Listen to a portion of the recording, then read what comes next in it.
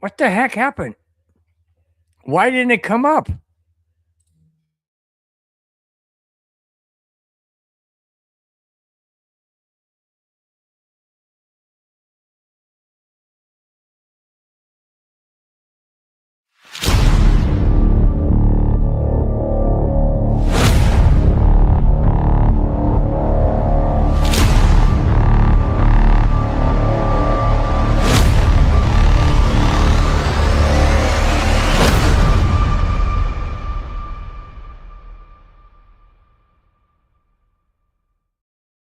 Hello, Bronco fans and football fans everywhere. Welcome to the Broncos Buzz on the MHRT network. Even though I fumbled the opening act, it doesn't matter. Oh, well, we recovered. How's that? We recovered. Hey, we recovered our fumble. This is a show that is everything Broncos and brought to the emotion, passion, honesty, and of course, my comments, Spence's comments, your comments in the chat. We are Broncos Buzz on the MHRT network, as well as our own channel, Broncos Buzz on YouTube. Golly, man, I don't know what happened. I hope that's not a sign of things to come. Here, come on now. Let's regroup here. Good God. Well, hey, at least we recovered the fumble, so we're okay. Yes, we did. So it's still our ball, I guess. Guys, put ourselves small like this on the left side so you can see the background. That is it, guys. One game left in the AFC, one game left in the NFC to determine who goes to that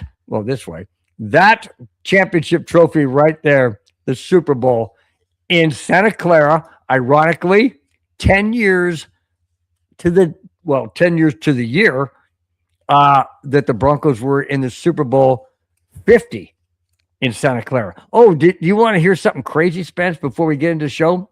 Ask you how your week's been. I heard this just the other day. 10 years ago, the Broncos won the AFC West and had home field advantage throughout. This year, won the AFC West, home field throughout. 10 years ago, championship game was against who? That's right, the New England Patriots. And where was the Super Bowl?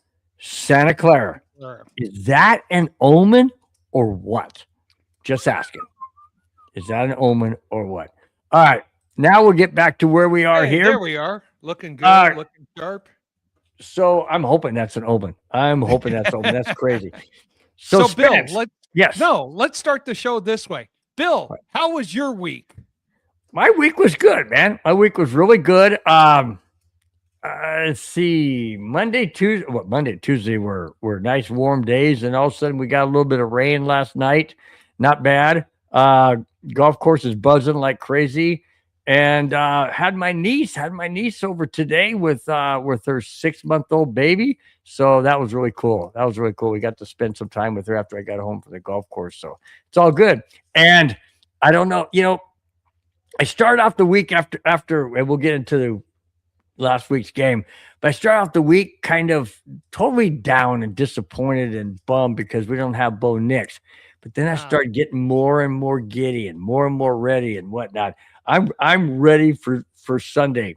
I really am ready for Sunday. Hey, how was your week, man? Week was good, stressful, kids, wife, kids.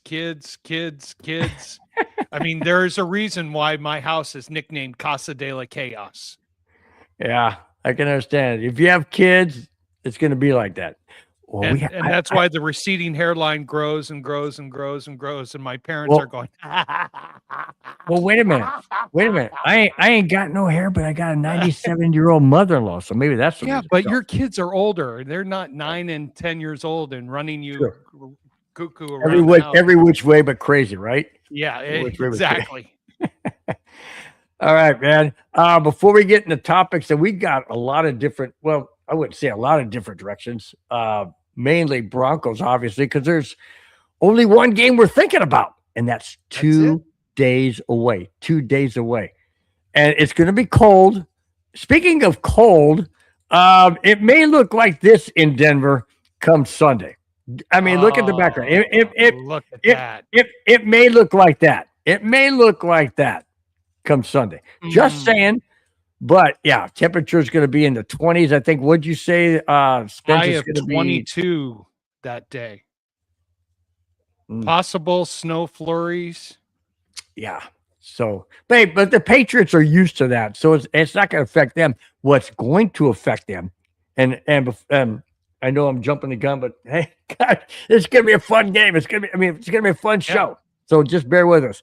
We're going all different directions as they come into our heads.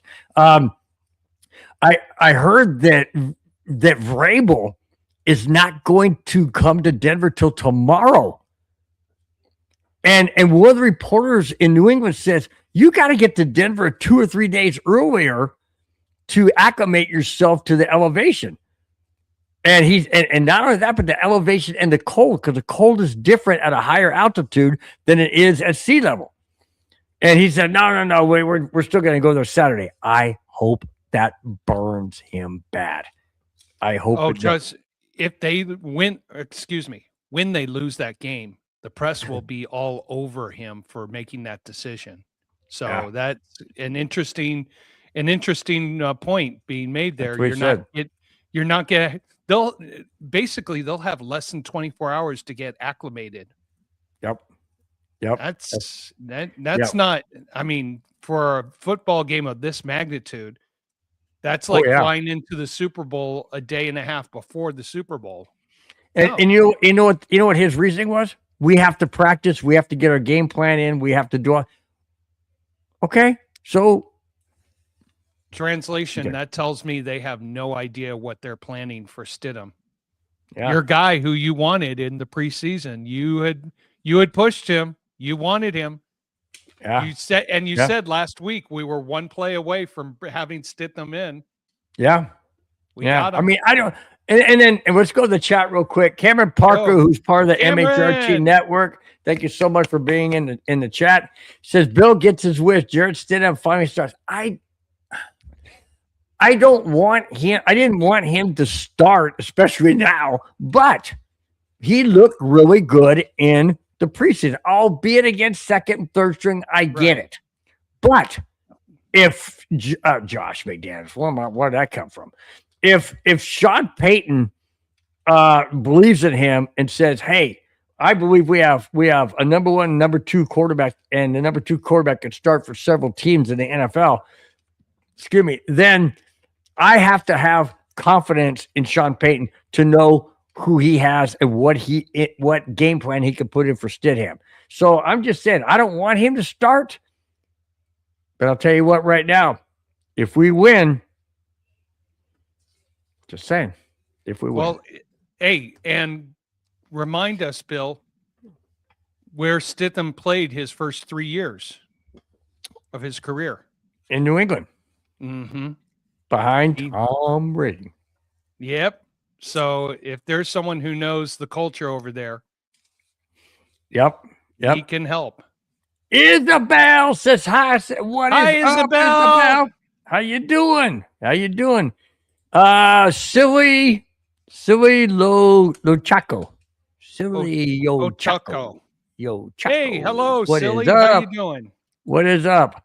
Real Leon 18 says, is it a thing that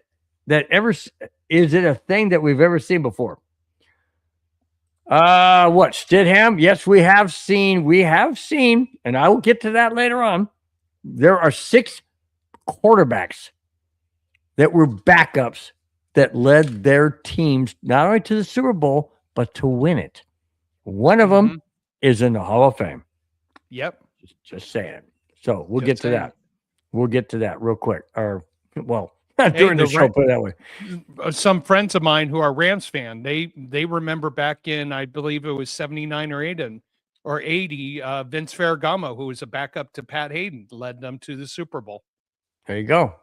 David Yarkin said, looking forward to Sunday. I want to see what Sean has planned for the offensive arms. I want to know what Vance Joseph has planned for the Patriots, because I'll tell you what, Drake May has been sacked 7 times in the last 2 games. Yep. And he got drilled by Houston, And Houston defense is good. That there's no doubt about that. But I can't get into that now. I can't. Well, I'll give you a little glimpse. If the Broncos defense could do what they did to the Bills, I think we're going to be okay. A short field, give Stidham the short field. Don't put in, plays where Stidham can make mistakes. Make it simple. Make it what he can do, and I think we'll be okay. And I told you in the green room what I would love to see if the Broncos receive the opening kickoff, very first play action, chuck it deep. Put New England on. I know, but put New England on their toes right away. Incomplete, interception, or a completed pass. No, those are the three options, or pass interference. Ooh, I like that pass interference one. 3 of the 4 is no harm, no foul. Yes, an interception hurts, but you put New England on their toes right away. Wait a minute. What? Jarrett Stidham is throwing it deep? What? Yeah. That's the creativity that Sean Payton needs to have right out of the gates against New England. Put them on their heels and make them second think everything that they had planned originally. True. Yes, Cameron Parker. I did say mainly Broncos. Yes, I did say mainly Broncos. So that was a shout out. Not directly, but indirectly. But it's okay. Cheech and Song says, Bronco Bill, don't be negative. How am I? Wait a minute. Negative already. Cheech and Chong.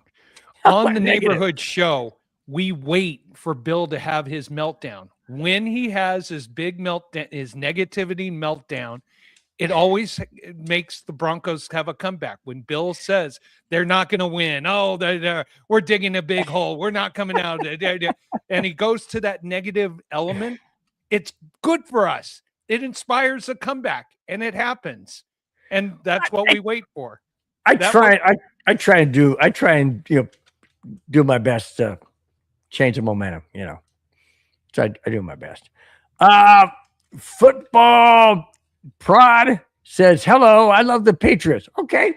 Hey, we welcome everybody. Thank you for being in the chat. Really do appreciate it. You know what? It, and hey, you can cheer for whoever you want. And I've said this many, many times, and I'll continue to say it. All we can do as fans is cheer. We can't go on the field. We can't help out. We can't be the quarterback or the receiver, the tight end or the head coach or the coaching staff. We can't be anybody associated with the team to cause them to possibly win. Nothing other than the fans in the stands that can cheer, make it loud, make it uncomfortable for the visiting team. That's all the fans can do at the game. Sitting at home, I know they can hear me. My wife says, holy smokes, man. You're yelling so loud. Do you think they can hear you? I said, I know they can. But all I'm saying is you could cheer for whoever you want. We welcome you. Just keep it clean. Keep it nice. Keep it clean. And we welcome you. Hey, it's all I got to say is one of the two teams is going to win this Sunday. Denver or New England. One of the two. So, hey, cheer for your team. And may the best team come out on top. That's all I can say. So that's awesome. And let's at least have a good game. I mean, the one thing the Broncos have done all year is they play down to the competition, they play up to the competition, but all their games are exciting to play. And they haven't been blown out. They haven't had bad losses. Yeah, they did lose 3 games, but look at what the point differential. Yes, the Jacksonville game was a wake-up call. Oh, yeah. Let's just have a good game, and that's what we want. And no major injuries for either team. I know Bill sometimes root for injuries that only last. I'm not going to do that. I'm not going to do that anymore because it came back and bit me this last. Yeah, exactly. Anymore. Karma is an itch. Can't say the other word. As soon as that happened, I thought, all right, I got payback. You got payback.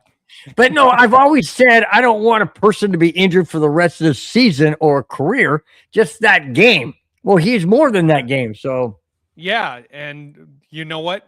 Karma. I got payback. I got payback for all of those years. I said Yeah, that. karma bites you big time, dude. Oh, dang it. Cameron Parker. No, I did not mean that.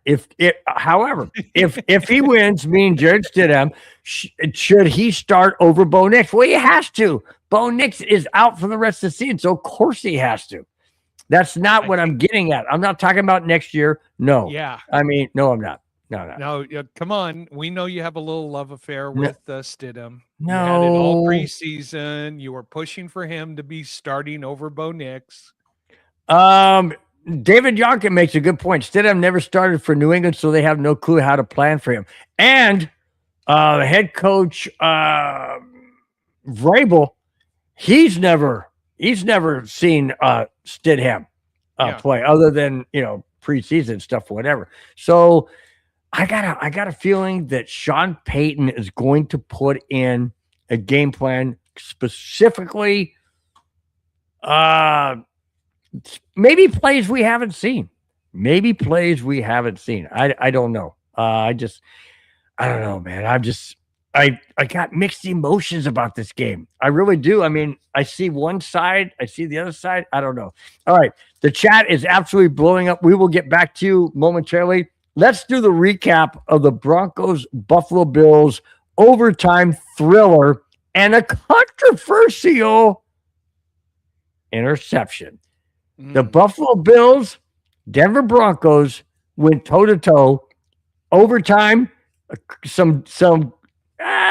there was a pass interference penalty that took him to the 8. That was legit. The one before, maybe not so much. How about the non-call holding penalty in the end zone that would have won it before Bo Nix would have gotten injured? What do you think about that? Spence, what do you think about the entire game? And did you expect it to be that high of a scoring game? I did not. It's funny. Last week's show, you had talked about you had hoped the Broncos didn't have to score a certain number of points. 23. You said that last week, and guess what? They scored 33 points to win. 33. Look, we knew Buffalo. Oh, yeah. I said that's right. I said I hope we don't have to score 33 points like we did against the Giants. Yeah, and guess what? You did that, and we won. Look, what the Broncos did was, again, come back from adversity. Yes, did some plays go one way, some plays go the other. In the end, the defense put us in position to win the game. Now, that controversial so-called interception, no interception, here's what you have to deal with first and foremost. What was the call on the field? The call on the field was interception. Now, everybody is like, well, replay should have overridden it. Replay. Here's the thing. If he had taken a step once he got control of the ball before he went to the ground, replay could have overturned it. When you dive to the ground in a catch, you have to survive the ground. He did not survive the ground with the ball. The defensive player did. So replay could not have overturned that based on the fact that that was the initial call. Now, the holding in the end zone. Well, these referees, I'll just say it to them. They let these guys play for most of the game. They let them play. I mean, there was a holding. But okay, so to see it end like that, to see a playoff game end like that, you don't want to be the referee to make that call. So I understand. But if it's a legitimate hold, do you? Okay, if that would have happened in the second quarter, they're calling it a safety. They're calling it a safety, but if it's going to decide what's the game, difference between the second quarter or the end of the game? It's the same. There penalty. is no difference, but do you as an official want to be the person who decides a game? He's not the person. It's the guy holding that's the person. I know, but I'm bringing both sides of the argument into it. It was the replay showed there was a legitimate by the rule violation holding call. Does a referee want to be the one who throws that flag, makes that call, and then has his name all over the media. Oh, this such and such guy. ESPN, Eastern Sports Programming Network, would be talking about, oh, this referee, so-and-so, he's from the West Coast, and he made that call and ruined everything for the Buffalo Bills, who were the better team. I understand why there was no flag thrown. It wasn't 100% over the top, roaring egregiousness, I guess is the best way to say it. I know it was a violation, but do you want to be that referee who makes that call ending the game in that scenario? I know. You want to try to bring rationality to the situation, and I think that's rationally why a flag was not thrown in that situation. Typically in overtime, it's got to be so over the top egregious, like the 2 pass interference calls. They were egregious, so you had to call them, especially that one that brought it down to the 7-yard line. That was beyond obvious. Oh yeah, he grabbed his arm and hit it. Grabbed his arm, did everything, but yeah. And no, but the important thing is the defender was not looking at the ball. Right. The defender did not, so you had to throw that flag. In the end, it's tough to see one team have to lose a game like that. I mean, 4 hours of that excitement and that enthusiasm and that entertainment. What a heck of a ball game. I'm glad our Broncos came out. Unfortunately, we paid a little price for it. A little price. Yeah. And you know what? I will tell you right now, and my mom and dad are like, oh yeah, we know about this. So Bo Nix broke his ankle. This is the same ankle he broke in high school, the same ankle he broke in college. And he's had surgery. He has had the plates. He's had screwed. I've had my left ankle reconstructed. I've got a big screw through there. I know what he's going. Are you trying to say you've been screwed? Oh, many a times. Anyways, go on with what you say. Cha-ching! Go on. Many times. But, I'm not gonna even touch that with a 10-foot pole. But go on. All right, but at the same time, look, this was a game that you play it 10 times, each team wins it 5 times. It was that evenly matched, evenly competitive.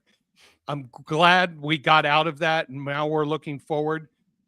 Now comes even a bigger challenge, and something that we've got the biggest unknown variable in all this, in Stidham. Now, the thing I appreciate is this is his 3rd year under Sean Payton in our system. Sean Payton felt confident enough to start him over that parasite back in 2023, that disease, that not going to say his name. Russell Wilson. But he did go 1-1. He did play. Yes, he's got a career record of 8 touchdowns, 8 interceptions. But if there's anybody who knows this system well enough to jump in as a backup, I have faith in Stidham. And just manage the game. Don't try and be anything more than you are. Yeah, and let's see what happens. I know the odds makers think, New England's going to win. I'm not so sure that's going to happen. Yeah. What are you thinking, Bill? Well, let's get to this real quick. Brad. I'm just going to say Brad. Brad says, good evening, my fellow Bronco country brothers. I'm excited and nervous for Sunday, but I absolutely feel we will get it done. Let's get this W and advance to the Super Bowl. I agree. Yes, I agree on everything. I'm excited too, as you can tell, but I'm cautiously optimistic and I'm nervous. But here's the thing to keep in mind, fellow Bronco country, and that is this. If we lose, we could say, well, we didn't have Bo Nix. I know that sounds trite and it sounds like an excuse, but it's the truth. We don't have Bo Nix. So it's not an excuse. It's a fact. If we win, oh, baby, it's icing on the cake. So let's look at it that way. Let's cheer for our team. Let's give it everything we got, no matter where you are cheering on the Broncos. And like I said, all we can do is cheer. All we can do is cheer and hope. I'm wondering in the chat, there are a few Buffalo fans who were giving me a lot of points last week, saying that they were going to win by 20 or 30 points. I still need to have some compensation for those side bets from you guys, or if you're still in the chat. Or they bombed in the snow that's going through there right now. Ooh, there's some hellacious snowstorm going right from the Arctic all the way through that upper Midwest. I just hope the Patriots fans and the Patriots team can get out of Boston and to Denver on Saturday. That weather. I would like it better if they arrived Sunday morning. Oof. That would even be better. Just saying. I want a fair game. I do too. I do too. I want them to. I want to be fair too. I want them to get their Sunday morning. Be more fair. Anyways, hey, we can't control the weather any more than we control the outcome of the game, right? Right. All we can do. All we can do is cheer. Sunday morning, arrival Sunday morning. No, David Yonkins says Bo is more athletic than Stidham, but Stidham can throw in the middle of the field more than Bo. I agree. I've watched some highlights of Stidham, and I know it's preseason, and I know it's the only thing we got, really. But, man, that guy could throw a beautiful pass. He really could throw a beautiful pass, man. Yeah, it's going to be – it's – I don't know. I don't know which way to think. I really don't. But we're going to get into some things that will give you guys a little bit of hope. It gave me a lot of hope when I was doing all the research to get these topics. So I'm pretty excited about Sunday. Hey, look at it this way. We didn't lose last week, right? No, we did not. We have an opportunity to win 2 more games. We have an opportunity. You guys are wondering why I'm wearing the championship hat from 1997? Because that's when we won our first Super Bowl. We were AFC champions. I'm hoping to wear this and hopefully that we will be AFC champions in 2026. That's why I got it on. All right. Let's see. Golly, the chat is just blowing up, man. Hey, D-Rod, how you doing? There's D-Rod, Big what is up? What is up? What's happening? Rob says it's going to be whoo. Uh-oh. Rob says it's going to be effing loud. As in freaking loud. Fudge loud? Yeah, that one could be that one too. All right. Oh, by the way, do you know the Broncos are 4-1 against the Patriots in the championship games in Denver?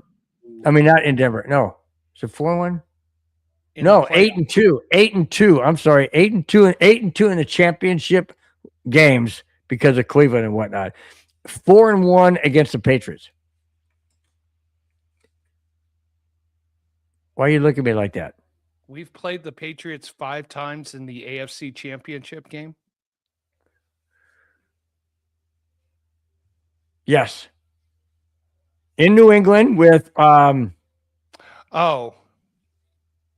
New England with Peyton Manning, John Elway. That's 3 that I can think of.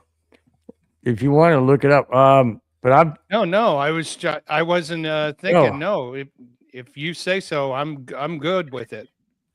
Here's the thing that scares me. This year, the Patriots are 8-0 on the road. Well, guess what? We're 7-1. We're 8. We're 9-1. 9-1 at home. Yep. So hey, take that, and we ain't got Jacksonville this week, so we don't care. I don't care. Golly, the chat is absolutely off the rails, dude. They are so many things. This is so good, man.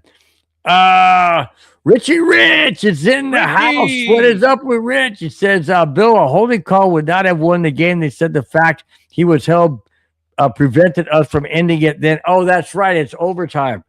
It's overtime. It would not have it. You're right, Rich. I stand corrected. Thank you so much for correcting me. Hey, if I'm wrong, I'm wrong. No, So I stand corrected. You're right. At that point, it was after we had the first possession. So after we had kicked it, any points after that scored ends the ball game. So a safety would have ended the ball game. Okay. Yeah, it would only on the first possession, and it was a defensive play. So yeah, even if we had taken the ball first. Defensive play. You're right. They even said defensive safety or defensive. Yeah. Brad beat us to the punch. Yeah. J.K. Dollars ruled out of the championship game on Sunday. Will it affect the outcome and our thoughts? I personally don't feel that the Broncos coaching staff, including Sean Payton, really believed that he'd be able to go. It was that serious of an injury. They were hoping. They took him off of IR. He cleared IR. He was cleared to practice. I just don't think that he was able to go 100%. And I know Sean Payton and the medical staff probably said, "Look, we don't want to injure you any further. If we make it to the Super Bowl, we got 2 more weeks. We have you possibly then. Let's don't risk it. Let's don't risk it." And you know what? That's a good call. That's a good call, because if you have your top running back go out there and the very first play he's injured and now he's totally done for, let's say, 3 or 4 months or whatever, and he's serious rehab or even worse, injures something else. No, you can't take that chance. You can't take a chance. We do have that topic coming up, and we'll dive into more of that. But yeah, he is ruled out. But you know what? We have hey, Rudy Torn, my brother-in-law, says hello, chaps from Las Vegas, Nevada. Roll them dice, baby.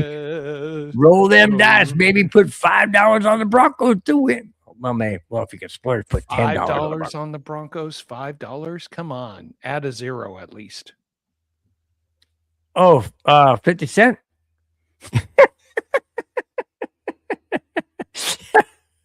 50 cents. Put 50 cents on there. I'll win me $1.25. So you're saying Rudy only has 50 cents to his name? Come on. No, I think he's got a little bit more than that. Okay. A little bit more than that. But yeah, that's funny as heck, dude. That's funny as heck. Yeah. So that's after the Broncos won in a miraculous fashion against Buffalo last Sunday, 33-30 in overtime. The Buffalo Bills did something we thought never would. Boring? Who's boring? We're boring? Okay, well, yeah. Whatever. Oh, well. Okay. All right. Well, it's okay. We can't please everybody. Anyways, the Buffalo Bills did something that was very interesting. They fired their head coach. Yes. What?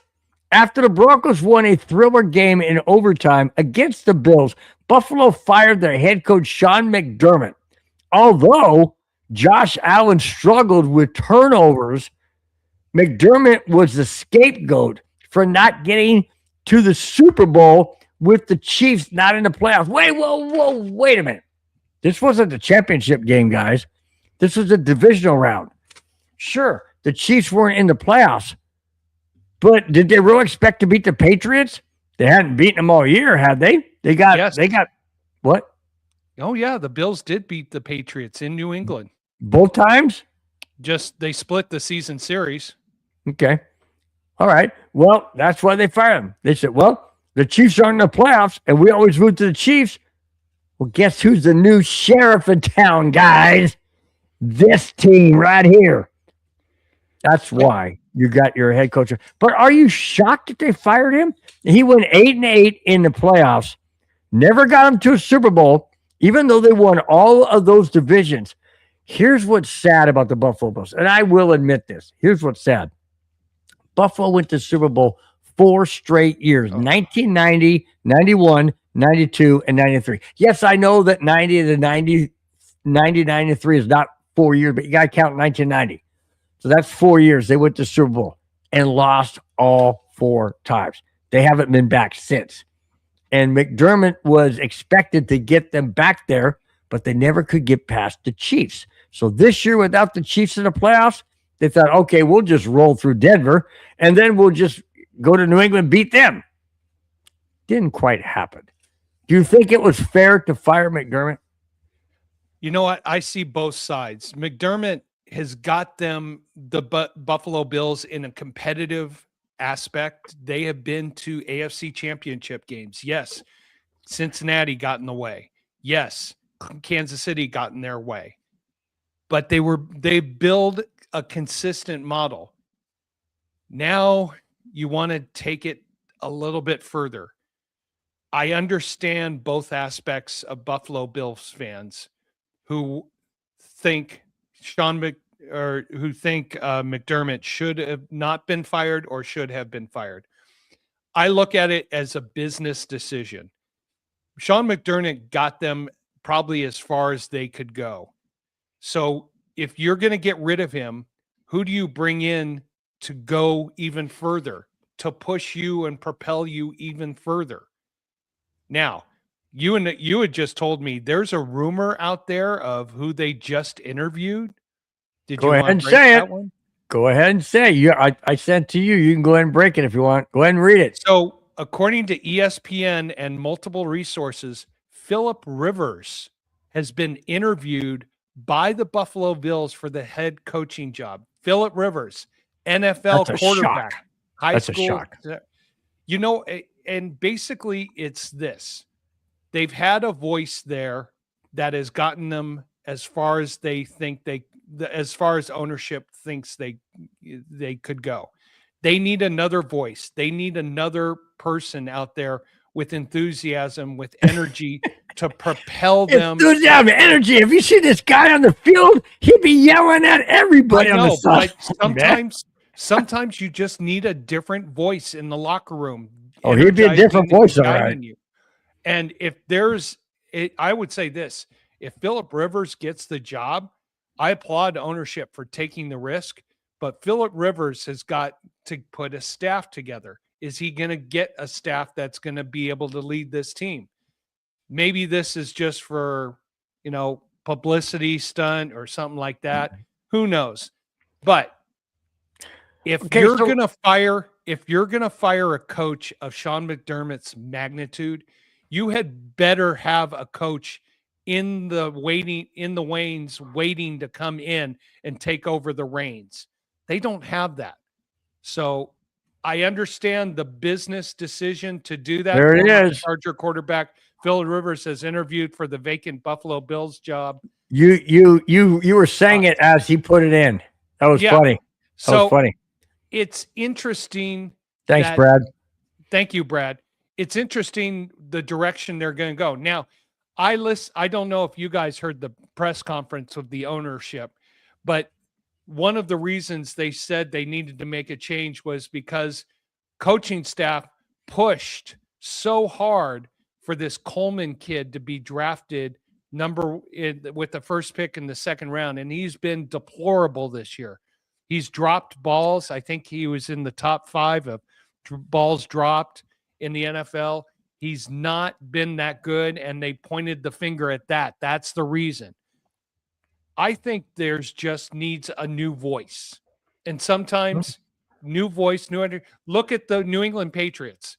You had Belichick, voice all the time. Brady goes, Belichick, and them, they go in the ground.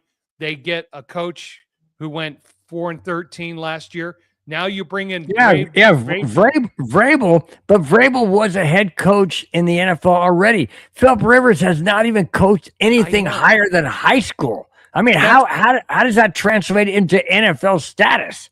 But that's what I said. If you are an owner of an NFL franchise and you're going to fire someone of this magnitude, you have better have someone ready to go in your back pocket, like John Harbaugh. Oops, he's with the Giants. Someone that magnitude who's been to a Super Bowl, who's won a Super Bowl, or an offensive coordinator or defensive coordinator that has experience. To go out on the limb like this, what that tells me is they are beyond desperate. In my opinion, as bad as the Cleveland Browns have made major, major mistakes in hiring coaches or signing, quarterbacks or whatever, this is worse than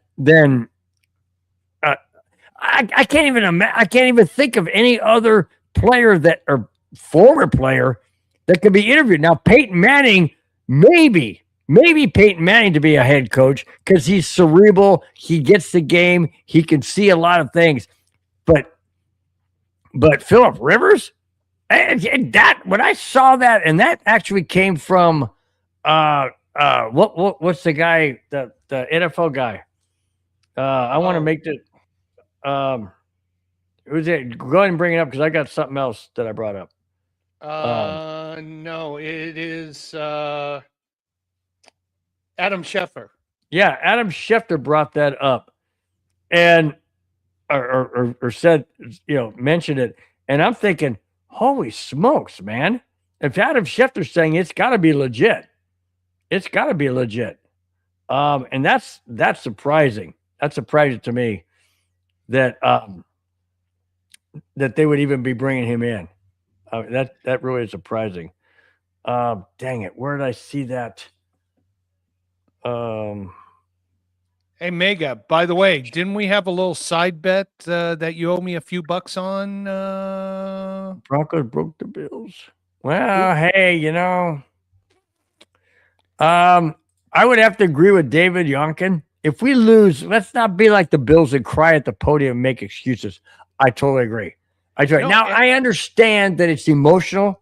I understand the Buffalo Bills have gone through a whole lot of bad, like I mentioned earlier, 4 straight Super Bowls where they lost, and also, the expectation of, Josh Allen being the guy to lead them to the promised land, so to speak. I get it. But to me, it was pretty pathetic when I watched Josh Allen up there. It looked like he was going to cry. I'm like, really, dude? I'm like, do you realize how many heartbreaks John Elway had standing in front of the podium and being asked these questions? Will you ever win the big one? And he mentioned, if you guys ever watched that one on Netflix. Is it Netflix? Yeah. Well, it's called John Elway or Elway. Watch it. He breaks at the end. I'm not going to destroy it for you, but he breaks at the end because it's very emotional. But he didn't do that any time in the podium. He was solid. I get it. People are different. But man, that showed me a side of Josh Allen. And yes, he's passionate. He wants to win. I get it. But come on. I get it. I get it completely. When you play this game, you put your heart, your emotion, you put everything on the line. And Josh Allen thought he had that game, and he felt that he gave that game away with all of his turnovers, his fumbles, his interceptions. And he wants to as passionately and as badly as possible bring an NFL Super Bowl championship to Buffalo. He wants to. And so when a quarterback like that, if I was a Bills fan, I would be a huge Josh Allen supporter because this guy gets it. He really cares emotionally, and it came out. So, you know what? Mad respect for him for doing that. That showed how much he cared about this game. Yeah, I know. It just, I don't know. To me, it just came across to me. I mean, I know money. I know money can't buy happiness, and it can't buy championships. And it can buy a whole lot of monetary things or whatever. But I don't know. I mean, I get it. You're playing for the love of the game. You're playing for the trophy. You're playing for the championship. You're playing for being number one. I get it. The Chiefs weren't in it, and that was their biggest nemesis. But it turned out that the Broncos were the biggest nemesis this year. And I mean, you can go back and look through all different teams. The Vikings went to 4 Super Bowls in the 70s, and everybody thought they'd win. They never won one. They haven't been back since. They haven't been back since. So I mean, things like that happen. I hate to say about the Vikings. That's my NFC team, but it's a fact. It's sometimes it just doesn't come your way, and I feel bad for the people in Buffalo. Not this year, but in years past I have, but not this year. But I get it. I know the emotions there. I know the passion is there. Maybe it's because I've never been in those circumstances. As a fan, yeah, I've been crushed. I haven't cried necessarily. I did when Broncos lost their first Super Bowl to the Cowboys. Yeah, I think I did too. In 1977. 77, yep. Yeah, I was a kid, and they crushed me. But since then, being older, I've learned, hey, the only thing we can do is cheer. We can't control the outcome of the game. We really can't. We try to, but we can't. Biggie Bronco, what is up? How's everybody doing tonight? Bring on those Patriots. We're going to beat them by 4. I don't think 14, my friend. What? I don't think by 14 or more. Oh, I do not believe that. I hope you're right. Numbers. I think we're going to beat them by one of those 2 numbers singularly. I hope you're right, but I don't believe so. But Biggie, love your positive attitude there. Appreciate that so much. Rudy, my brother-in-law from Vegas, put the pipe down. I am not a Chargers fan. No. Just wanted to check in to see if you have any opinions regarding Stidham. We already went over that. We already went over their opinions, Stidham. We think it's fine. We're going to get into some more of that anyway. More of that down the road. And no, I am not a Chargers fan and never have been. And Rudy, we were talking about Stidham while you were rolling the dice. I think it was your turn to throw the dice there at the craps table in Vegas. Oh my gosh. Let's see. Let's get to TC. TC Wood says, hi, I'm back. I'm glad you're back. I'm trying not to, I don't know how to pronounce that correctly, so I'm going to say TC Wood. How's that? Chit Wood. Ooh. He's trying to get you to have a little slur. I know. I'm not trying to slur nothing. Michael says McDermott's not that great of a coach. Do you agree? Wait a minute. You go 98-50 in how many seasons was it? But it's all based on Super Bowls, my friend. That's what everybody bases everything on. I think he's a great coach.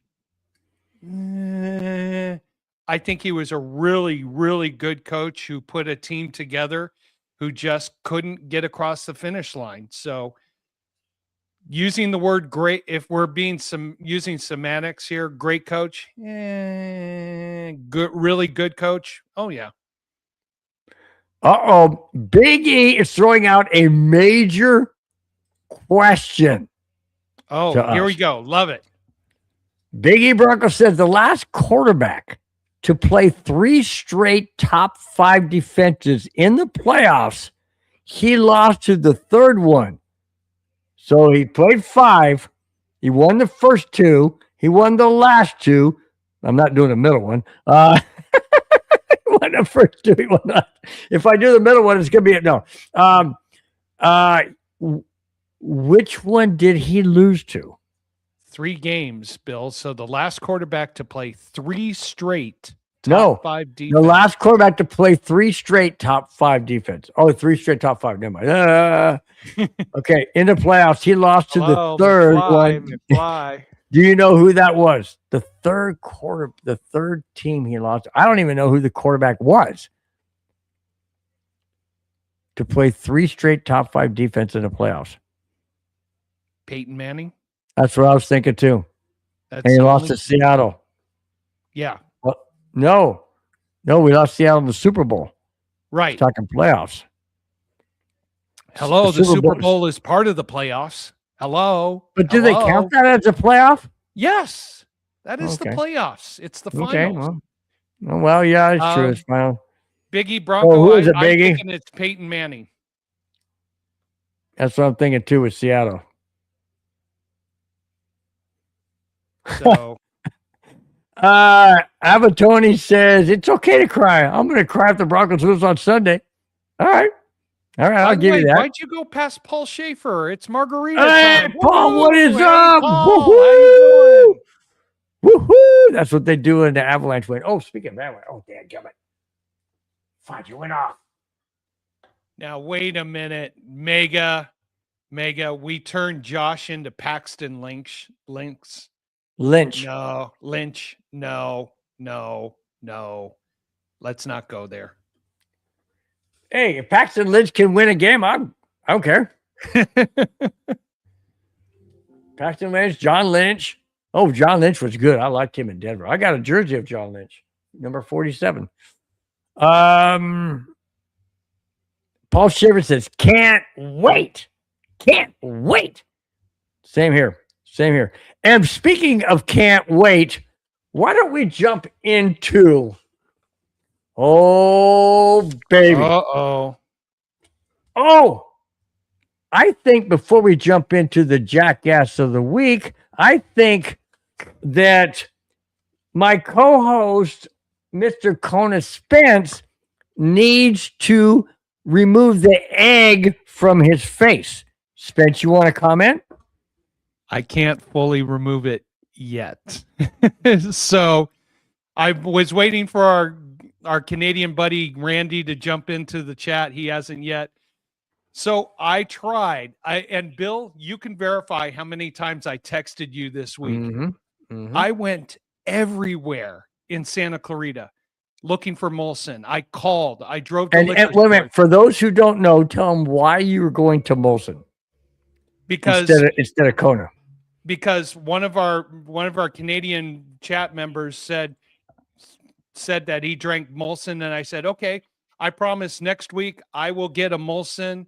That was 2 weeks ago, guys. That was 2 weeks ago. It was 2 weeks ago, and I dropped the ball again. No, but this week I genuinely tried. I really. Oh yeah, the other week you said you couldn't get there. That's right. I couldn't get there. I genuinely tried. I don't know. So I may have to drive about 20 miles. I found a liquor store 20 miles away that has it, but unfortunately, this is the Los Angeles area, so 20 miles equals 20 hours to probably get there. Driving on 20 miles, driving on the freeways here.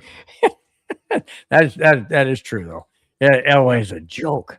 LA is a freaking joke. This is why we're out here in Santa Clarita, away from all the chaos over there. Speaking of Santa Clarita, you guys got hit with rain last night, did you? No. Yesterday morning we got hit with some nice rain. Yeah. And now we're just enjoying the freezing cold temperatures, and it's dark outside, so I can't see. But it's dark out. Of course, it's dark outside. So on the heels of Spence's, did I do that or not do that?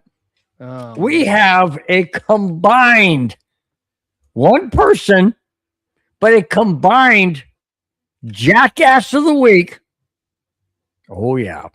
And did I do that? All in the same topic, same thing this person did. So we're going to do two different things. Did I do that? It's going to be this. And of course, we all know it's the Jackass of the Week, which I won't do the siren because he's not arrested. So we're just going to do the Jackass of the Week. Where's it at? I'm sorry, I'm so confused. All right, Jackass of the Week followed by the gong. So here we go. This week's Jackass of the Week. Did I do that combination?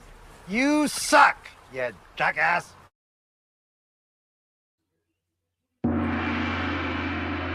All right. Spence, if you did this, your wife, I'm not going to mention her name, your wife would divorce you. Here it is. Okay, before I start that, last Monday was the national championship for the college football. Indiana Indiana Hoosiers against Miami Hurricanes. Indiana undefeated, never been in the championship round ever before, never been undefeated before. Wait till you hear this. Patriots all the way to Super Bowl and beyond? Beyond what? Yeah. Beyond what? Beyond the Super Bowl is the off season. A Miami Hurricanes fan sells his life dream food truck, his source of income for his family and business, for $30,000, to which he bet all of it on the Hurricanes to win the national championship. Miami lost, and so did this man of his income and his business he built from the ground up for 20-some years. He said, "You only live once." I said, "Yeah, you only lost everything as well." Spence, would your wife disown you? She'd do a lot more than that. She'd probably decapitate me, neuter me. She would, yeah.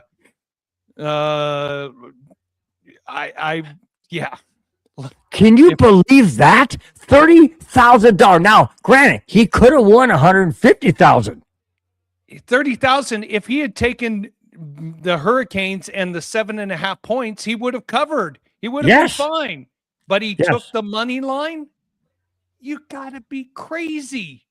But $30,000, sold his business, his food truck, the one that makes him money to sustain life and his family. I saw that and I said, "You have got to be kidding me. You have got to be kidding me." And I'll show you. I'm not making this up, guys. Hang on. I'm not making this up. I will show you the picture of him in front of the truck. And he looks all happy. He wasn't too happy after he lost it, I guarantee you that. I mean, to make that decision for your family and not be aware. You know what? I joke around and I bet a few dollars here. You know what? I'll tell you this. I got the death look because I took Houston and the points for a sushi dinner and lost. And oh my God, Bill, you know my wife. Oh, I am. Yeah. I'm still a man, barely. But I think it's an article I have to click on that I passed up. Let me see real quick if I can find it. But yeah, it was. Oh, in fact, I know it's an article I got to click on. Hang on. Yeah, I read that and I'm like, you've got to be kidding me. You've freaking got to be kidding me that a guy would do that. Oh, here it is. I'll show you the picture. Here it is. Hang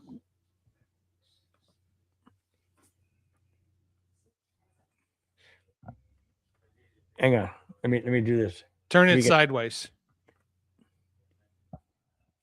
Oh no, it doesn't go sideways. Oh wow. You know what?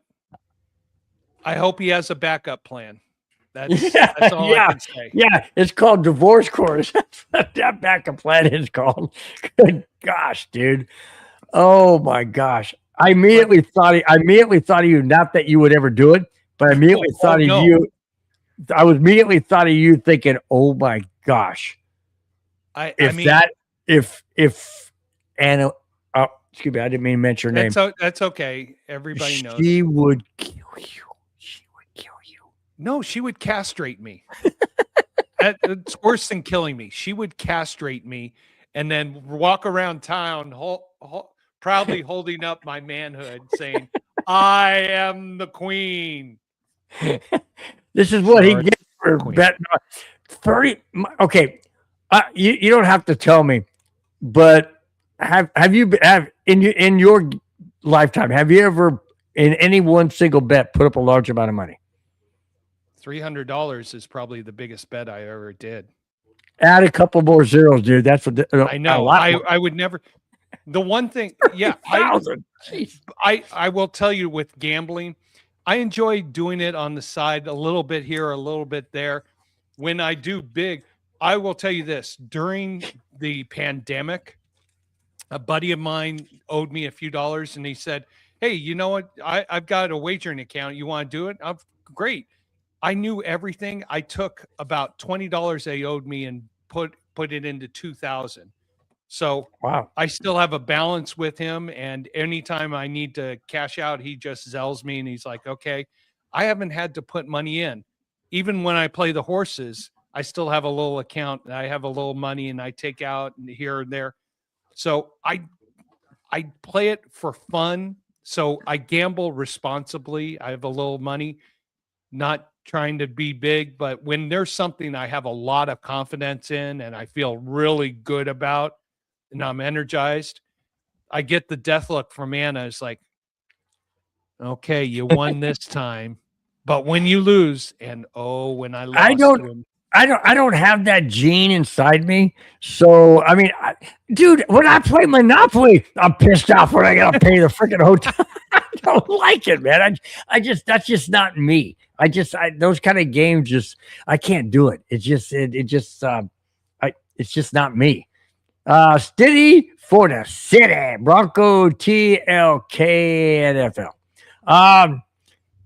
Stiddy for the city. Read the second part.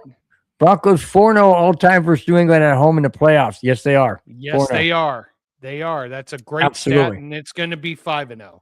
Yep. Let's back out of Did I Do That and Jackass of the Week, because I can't think any bigger of a jackass than somebody just throwing their business away.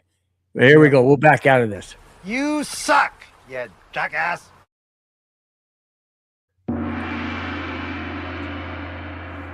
Wow. That was I saw that and I'm like, oh my gosh. Oh man, that's good. Rudy, why do you want us to call sorry, do it again. Rudy, why do you want us to call you Big Papa?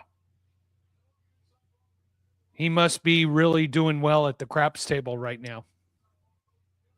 Must be doing something. Not quite sure what it is, but it's okay.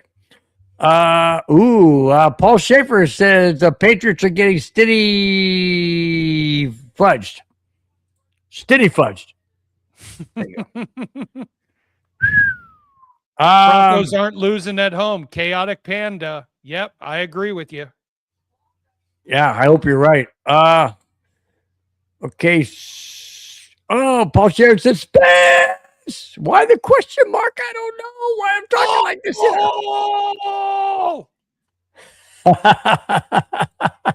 Paul Schaefer says, I remove bad language, Stiddy Chuck.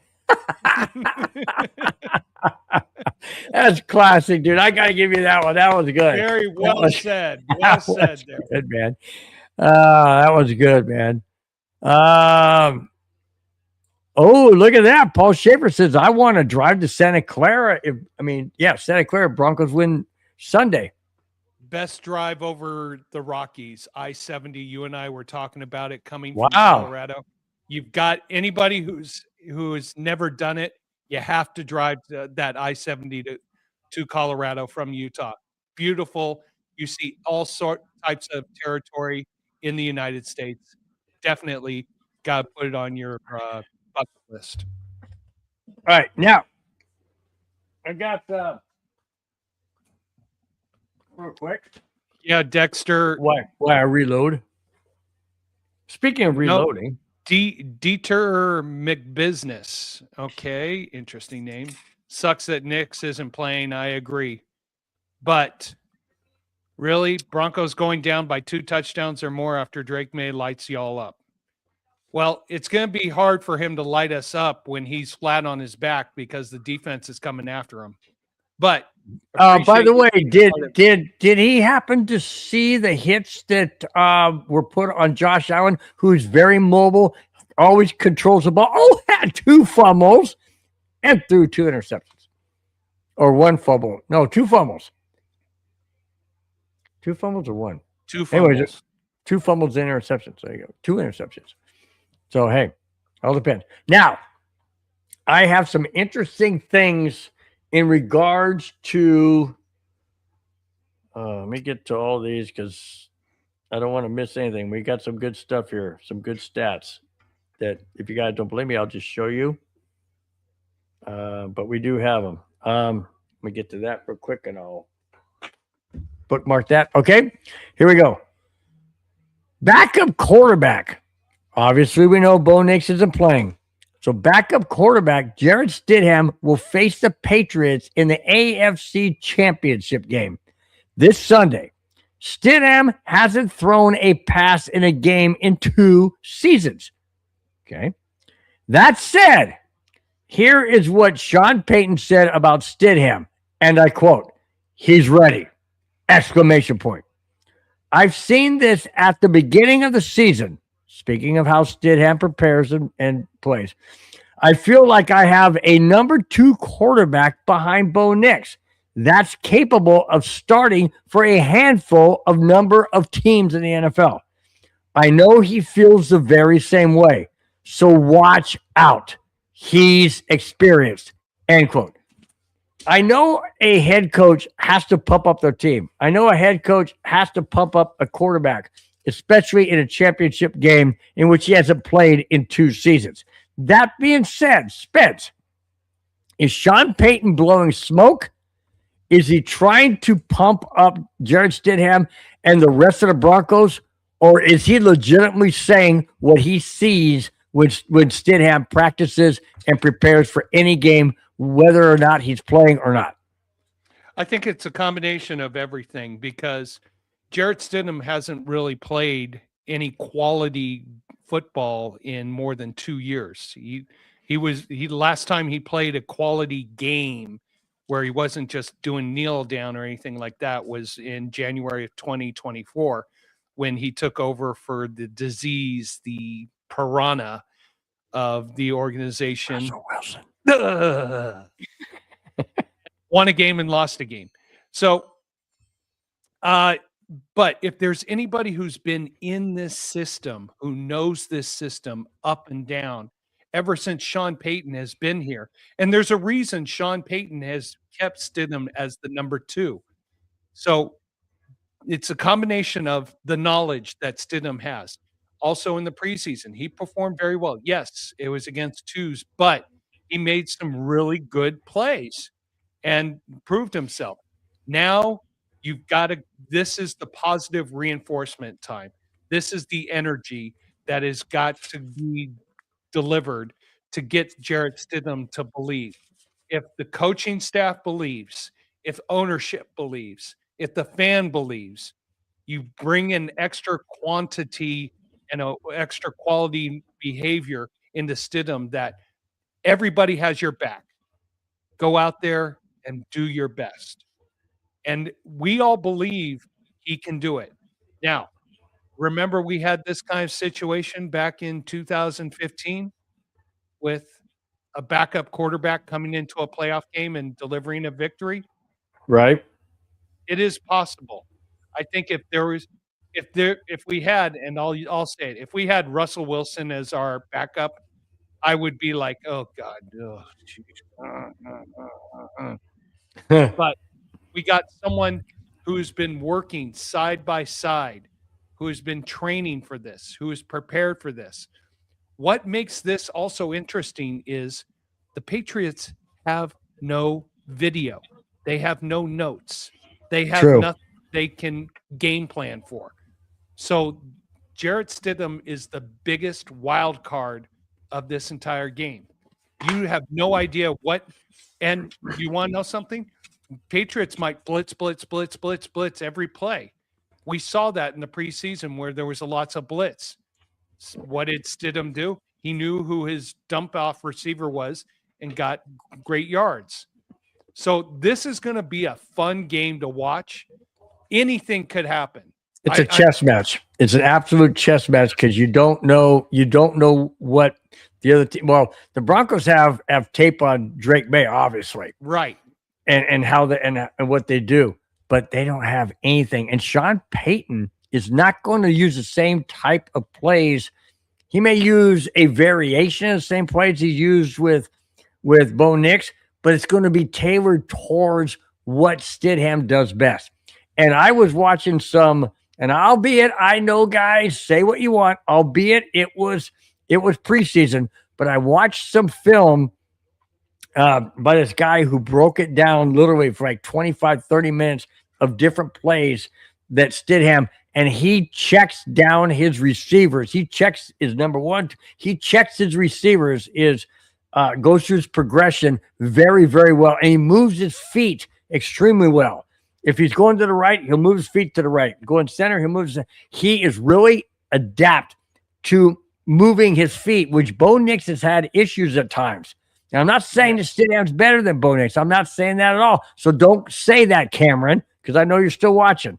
But I'm not saying Stidham is better than Bo Nix. What I am saying is Stidham is more seasoned because he's been in the NFL longer than Bo Nix. He's got his footwork down. He understands the Sean Payton scheme and system. I think he's going to be fine as long as Sean Payton doesn't put him into a system where he's got to do everything that's in the playbook. Simplify it, make it work to the best of Stidham's ability. Do not put him into hard situations or situations are going to be very difficult. But then again, also the defense has. Well, I'm getting into the whole end of the topic, or the end of the show topic. But yeah. I got confidence. I have confidence in Stidham, but we have some serious injury updates that are not taking shape. Too many gummies are being consumed in Denver. Yeah, you know what? It's because everybody's heart rate is accelerated. They're excited for the game, so they're all on super beats, which is healthy for all the Rocky Mountain. His name is Just Russ. Is that short for Wilson? Just Russ. Oh, I don't know. Too many gummies are being consumed in Denver because we're all healthy. We're all on top of everything. So Paul Shaver said, well, food trucking, talking about the Jackass of the Week, and did I do that? Food trucking has to be a tough gig. But you don't turn around, sell it for $30,000 and then bet it all away. I mean, yeah, it's a tough business, but so is what everybody else does for a living, I guess. But wow. Anthony, good call here. Sean will take the pressure off the QB position. Denver will depend on the defense running and long field goal attempts. Isn't that what the Broncos did with Peyton Manning to win the Super Bowl in 2016? Yes. They took the pressure off of Peyton Manning. Just let him manage the game. Don't make catastrophic mistakes, that kind of thing. Okay. Update on the injuries. Hang on one second. Jose, Pats drafted Stidham and traded him based on his abilities. They have a ton of tape on him. That was in 2018 and 2019. What tape do they have on him in the past few years? They don't have tape on him with Sean Payton. Zero. They don't have. The only thing they have tape on him with Sean Payton is preseason, and that's against second and third guys. So, hey, if he wants to hang their hat on second, third string guys, go for it. It's all good. Biggie, that had to be a pretty shish kebab food truck to be sold for $30,000. Yeah, well. Yeah. Maybe the guy was desperate. Maybe he could have gotten $50,000, but he's like, "Oh, I gotta get this guy. I gotta get the bet in." I don't know, man. I don't know, but I still can't. But I don't care if it was I don't care if it was $3,000. I mean, I'm not throwing my business away. I just you do not put your family's livelihood in that position. You still do not. No, you don't. All right, we got good news. Hang on here. Dakota, welcome to the show. I know, but this is a good one because I know this is good. I know. Read it. You read it. Dakota Miller says it's crazy how many new Bronco fans we have now. Let's go Tebow. Let's go Tebow is legend. how many Bronco fans we have now. Hopefully they're just coming to the show more or whatever. Maybe it's around town, whatever. A lot of people like to, and I hate to use the word bandwagon because I hate that. But a lot of people do. A lot of people go after an underdog, and right now Denver's an underdog because Bo Nix is not in there. So, is that legit? Sure. I mean, we'll welcome underdog fans. I won't welcome bandwagoner fans. I want fans to be legit because you can't be a bandwagoner and a fan. Those are contradictory. A bandwagoner is somebody who jumps on, jumps off. A fan is fanatic, a true hardcore fanatic. Fan is short for fanatic. So they have to be solid. They got to be concrete. They got to be like that up there, that up there, that over there, that down there. Avalanche. Broncos. We're not talking Quebec Nordiques now. Come on. We're talking Broncos. Yeah. But I'm saying you got to, you just, oh, by the way, did you see the orange and blue stripes right up there on my ceiling? Yeah. Well, if not, I'll show you more. See that? Orange and blue, bud. I don't have it that high because of that. There you go. All right. Okay. Biggie Bronco, you can make 30,000 working for McDonald's anymore. You know what? In LA County, where all fast food people get paid minimum $20 an hour and is bankrupting the city already and worse, I agree. Yeah. I know. I know. Where did that come from? Oh yeah. Well, from the betting. Come on. Vegas was built Vegas on right. Yeah, Megan's right. Vegas was built on the stupidity of people. There you go. Amen. Well, except for you, Spence. You do it correctly. When Anna's not looking. Plus my buddies Brian, Jimmy, Doug, and Tim would say differently. I mentioned this earlier, and I'll say it again. If the Broncos lose, no excuses, but facts. If the Broncos lose, it's because we don't have Bo Nix. Not saying that we would win with Bo Nix, but we would probably have a better opportunity. That being said, if we win, I'm going to say what Mega said. Everything the Broncos do from now on is gravy, icing on the cake. They are up against a lot going forward. Absolutely. But I totally agree. Going forward, hey, we had Bo Nix and we beat the Buffalo Bills. That was awesome. Now, anything going forward, like you said, is gravy or icing on the cake. Absolutely, totally agree. And I think it's gravy for both teams. I'm look at where New England was last year. They were 4-13, so they weren't expected to be here. The Broncos were not expected to be AFC conference in the AFC Conference Championships game, even though someone on this network said they would be 14-3. Yeah, you did. Yep. I know.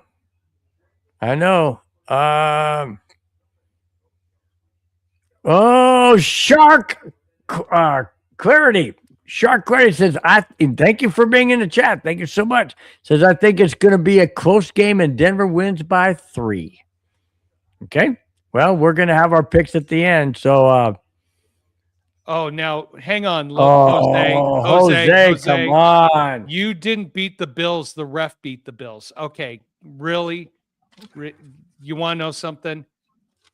That's just, hey, if we had lost the game, I would not have said the refs had taken away. I would have said it was a great game. And I said, Jose, starting this, if we play that game 10 times, each team wins the game 5 times. That's how equal balance they were. He says the refs beat the Bills. How about this one? Dumb refs would have called that a safety and Bo Nix would have never been hurt. Yeah, bingo. Game's over.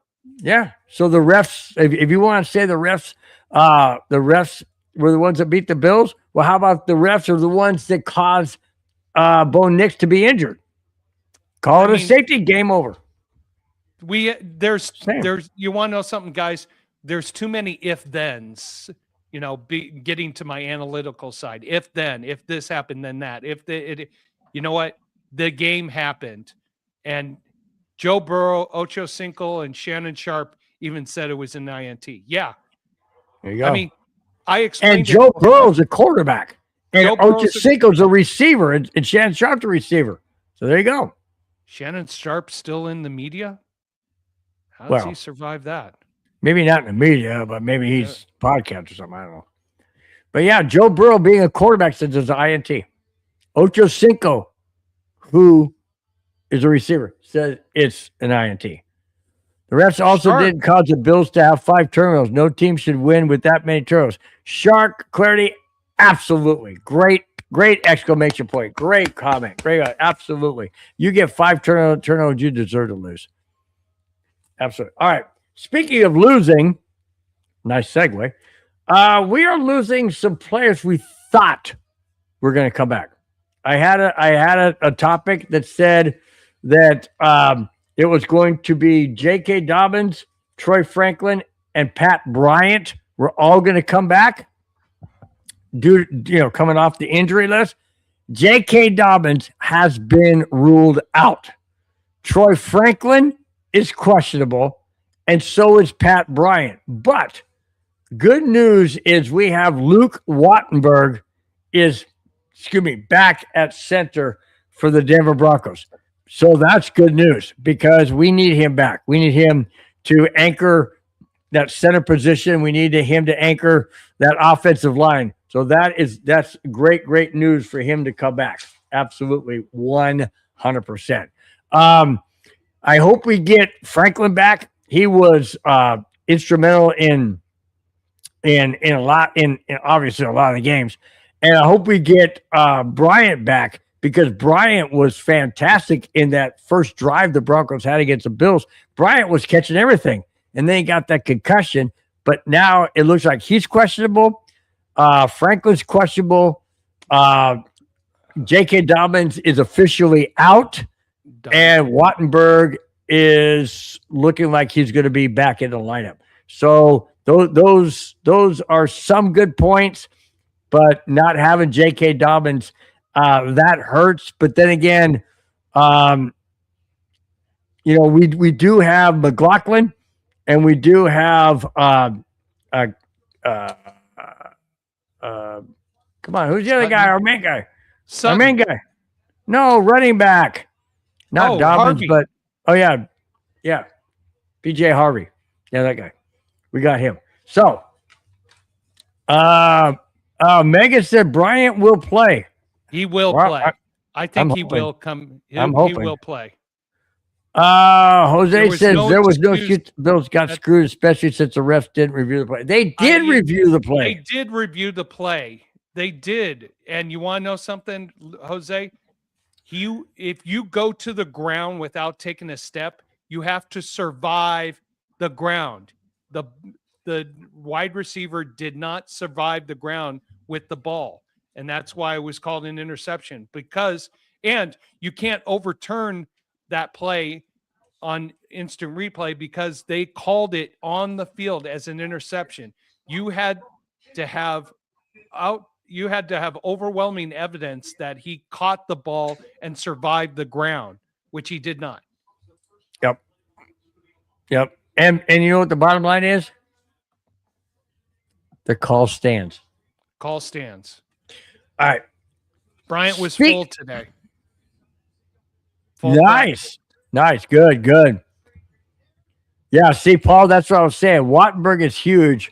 Our line is back together. I know. That's what I'm saying. We need to have an anchor at center for sure. Absolutely. All right. We are down to making the last... holding mistakes, please. Yeah, no kidding. Please. Don't make catastrophic mistakes. Or don't make mistakes. I mean, they're going to make mistakes, but don't make catastrophic ones like 3rd and 1, and now you get a holding call. Now it's 3rd and 6, something like that. All right. Broncos Super Bowl odds, not to win it, but to get to it. Listen to this. Without Bo Nix, the Broncos' odds of getting to the Super Bowl were at the beginning of the season plus 2,200. Plus 2,200. Which meant what, Spence? If you bet $100, you'd win what, 22,000?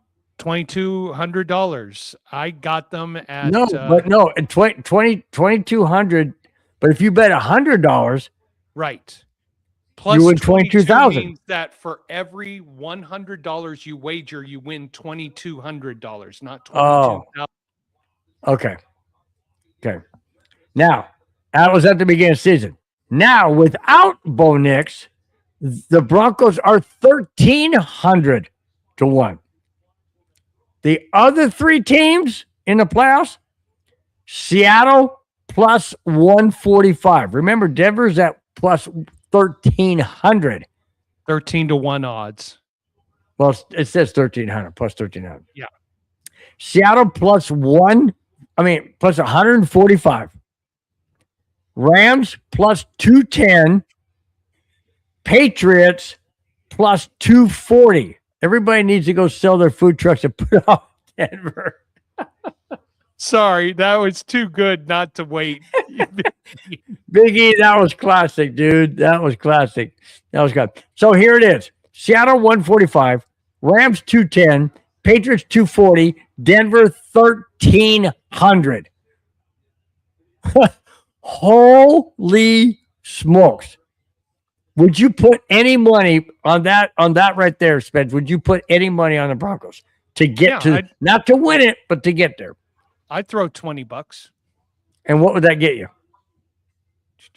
1,300. So that is 20 times 13, which is $260. Would you do it? As long as Anna's not listening. Yes. By the way, to my buddy who has my account, text me. I want to do $20 to make if it's 13 to 1 odds, do 20 on for me. Yeah, that's what it says. 1,300 plus 1,300. I don't know why they put 1,300 instead plus 13, but I don't understand all that stuff. All right. Now, a lot of people have said that the Denver Broncos chances with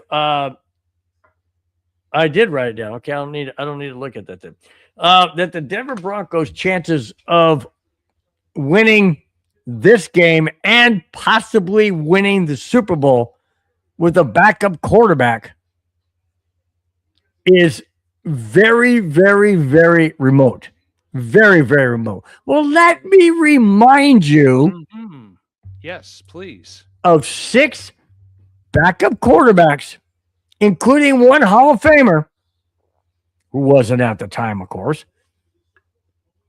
who won the championship game and won the Super Bowl 2 weeks later. Here they are. One of them, the very first one, really pissed me off because it was against the Denver Broncos.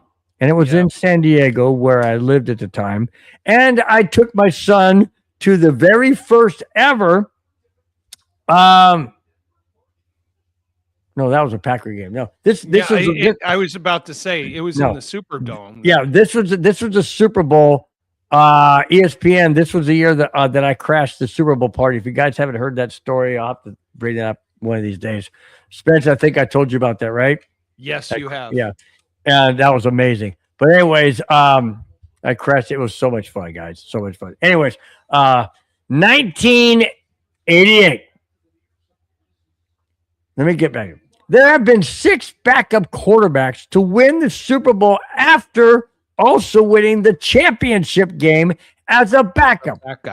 Yes, I know Denver isn't in the Super Bowl yet, but should they win Sunday, here are the 6 backup quarterbacks that have won the Lombardi Trophy after winning the championship of their conference as a backup. 1988, Doug Williams. When he beat the Broncos in the Super Bowl 1988. Quarterback, Washington Redskins. Yes, the Redskins at the time. 1991. I forgot about this guy. For the Giants. Do you remember who that was, Spence? Jeff Hostetler. There you go. Good. Jeff Hostetler, 1991, Giants. 2000, Rams. Kurt Warner. Bingo. 2001, Tampa Bay Buccaneers.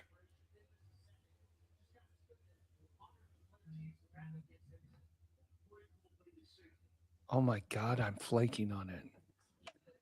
Let me give you his initials. TD.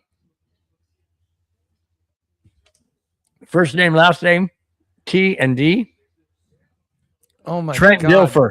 Trent Dilfer. God, I was picturing him. I could see him. So listen to this. 2000, Kurt Warner. 2001, Trent Dilfer. 2002, Patriots. Maybe, I don't know. Tom Brady. Bingo. Tom Brady came in for Drew Bledsoe. There you go. Drew Bledsoe. Yep. 2018, Eagles. Nick Foles. Bingo. Now, question mark, 2026. Is it going to be Jarrett Stidham? Yes. You've got Doug Williams, a no name. You got Jeff Hostetler, really a no name. Kurt Warner was a USFL quarterback. No, he wasn't. He was in arena football. Oh, arena football. That's right. Mm-hmm. Then you got Trent Dilfer. Really no name. Then you got this guy named, I don't know, Tom Brady, who nobody really remembers. And Nick Foles. So you got a lot of no names on there. But and now you got right, they became names. Now you got Jarrett Stidham. Is he going to add his name to that list and become, ironically, number 7, who the Broncos also have had in a quarterback number 7? Is he going to be number 7 on that list? Yes or no? I think he gets there, but if he faces the Rams, that is going to be how about if he faces Seattle? Seattle's, I think, tougher. I don't trust the Seattle's quarterback in the playoffs. Yeah, he had a great game against the 49ers, but boy, I'm picking the Rams to go to Seattle and pull the upset. So yeah. I know we've had a bunch of people who have been in the chat who have said they want to see Rams, Broncos. I know a bunch of neighbors who want to have Rams, Broncos in the Super Bowl. I know one neighbor who said, if it's Rams, Broncos, we'll host it. I'm like, yes. Yeah. Yeah. Let's see.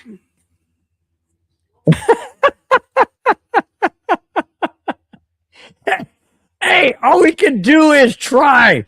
Joshua says, are you all still trying to talk yourselves into thinking the Broncos can beat the Patriots? Any given Sunday? Hey, any given team.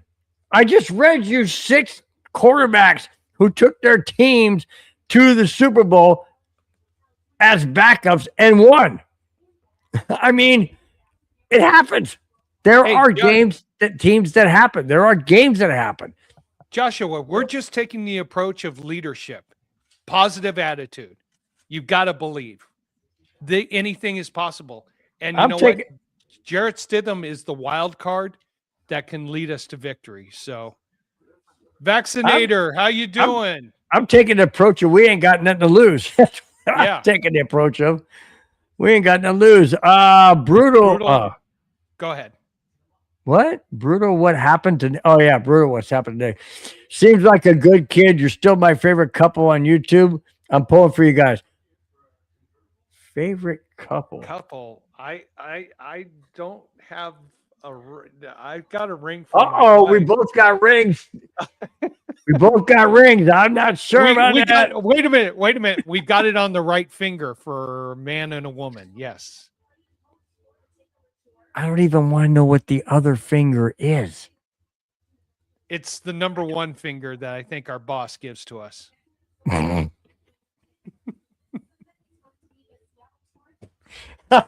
Hey, guys. I know you're excited about this right now. We are down to the last 2 topics of tonight's show. Oh my gosh. But It always turns a little bit twisted, but you know what? It's fun, guys. It's always fun. You guys in the chat. I forgot to mention this at the beginning, but guys, please feel free. Please feel free to hit the subscribe, like button, share. We really do appreciate it each and every week. You guys are the best ever. Hit that thumbs up, hit the subscribe button. It costs you absolutely nothing, but it does let everybody else out there know that you appreciate the show, you enjoy the show, even though you're seeing two crazy guys just talk sports and Broncos and laugh, have a good time. And we're inviting you to sit down on the couch with us and enjoy sports talk, football talk, and just enjoy a wonderful Friday night right before the weekend. A very important weekend, I might add. A Broncos-Patriots championship. All the money in the world. I rephrase it. All $30,000 of that guy's truck money. 33,000. 33,000? You said 33,000. No, it was 30,000. Was it 33,000? Whatever. Anyways, he sold his truck and lost everything. Anyways, but all we can do is cheer, and that's exactly what we intend to do. LFG, laugh. Victory lap. What's LFG? Let's forget. Long field goals. Oh, yeah, long. I don't know what he's really saying, but. I don't know, but he's going with steady. Oh, let's effing go. Yes. Maybe. Rick Nichols. Rick Nichols says, I like Denver. They're very good. Coach team really well. I agree. Read previous comment. Joshua says, read previous comment. What the fudge was a previous comment? Joshua, here we go. Harold Landry means nothing. Trust me. He got 75% of his sacks early season and disappeared after. Who's Harold Landry? I don't know. Okay. Just wondering. Why are we whispering? I have no idea. I don't know. Let's see. Hang on, Joshua. Are you all still trying to talk yourselves into thinking the Broncos can beat the Patriots? Yeah, we did that. We're not talking ourselves into it. We believe it. I believe. I believe. Oh, I can't say believe anymore. You're not there.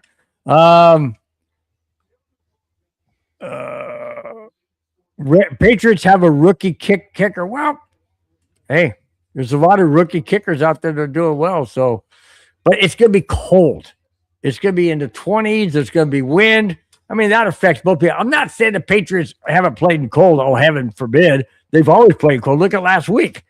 But they're not at home. They're at a mile high. 5,280 feet altitude is real. And Vrabel says he doesn't want the Patriots to get to Denver too soon because they have to work on their game plan. So they're not getting to Denver till tomorrow. That means they only have one day to acclimate themselves. Okay. Good for them. I hope they don't acclimate. I know, Joshua, they're 8-0 on the road this year. That's fine. Guess what? Hopefully they're going to be 8-1. Hopefully they'll be 8-1. You know? All you can eat buffet.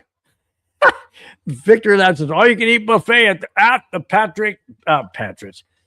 Patriots D line. That's good, man. That's good. Altitude, absolutely. 5,280 feet above sea level. Just saying. Joshua says Patriots win 27-10. He's changed his decision. He said it was going to be 27-14 earlier. It wasn't a kneel down. I heard that it was on the scramble out to the left where he went to plant his right foot and he planted awkwardly and the guy landed on it. I don't know. It doesn't matter. It's still broken. Whether he did it, hop, skipping, and jumping to the locker room, I don't know. Bottom line is he broke it, and that's the sad part. All right. This one I love. This one I love. Why? Because this is our house. This is Denver. This is Mile High Stadium. This is Colorado. We don't welcome any outsiders. Got it? No. Got it. You got a TV, stay at home. Don't come to Denver. Because this weekend, we don't want you. Listen to this. Denver Broncos have home field for the AFC Championship game, and they want to keep it that way with their fans in attendance. Therefore, the Broncos have blocked Patriots fans from purchasing tickets off Ticketmaster unless proof of residency is in the Rocky Mountain region, including Colorado, New Mexico, Utah, Wyoming, Nebraska, Montana, South Dakota, and Western Kansas. The message on the event page posted by the Broncos says the decision is due to limited availability. Frickin' men, stay home. We don't want you in Colorado. We want Bronco fans in orange, not in blue. Got it? Okay? Plain and simple. If you guys wanted a home field advantage, you should have won the frickin' conference. You didn't because we won it on a tiebreaker. Am I getting irate? Yes, I am. Why? Because we deserved it. You don't belong there. Bronco fans belong there. Stay home, watch it on TV, or go to your favorite hangout to wherever you want to go. You don't step foot in Mile High Stadium. That is reserved for these guys, orange and blue, not red, white, and blue. Okay? Got it? Say it, Spence. I don't think they are able to get into town because of the weather situation and the travel. That's another good thing. So if you can get to the stadium, good luck. You might not get in.